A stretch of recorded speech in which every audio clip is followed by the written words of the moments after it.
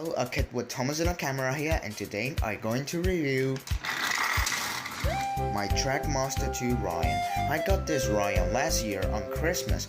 I got it because I really like this model and it looks very awesome.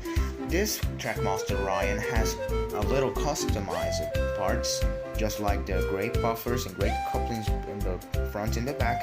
It has the white tail lamp and the white front lamp, and it has purple wheels. I don't know why they cut off that purple wheels on the prototype, but anyways, just laziness. I planning to mod this Ryan. I'm going to fetch a file and cut this a little bit so he can run in that some typical section of track, just like my bumper, turntable, and some points. This Ryan obviously works because he is very new, just like my Trackmaster 2 Percy. And I really appreciate this Ryan, it's with me. Well, that was all for this video today. I hope you will enjoy it, and a kid with Thomas and a camera here, and I see you next time. Bye.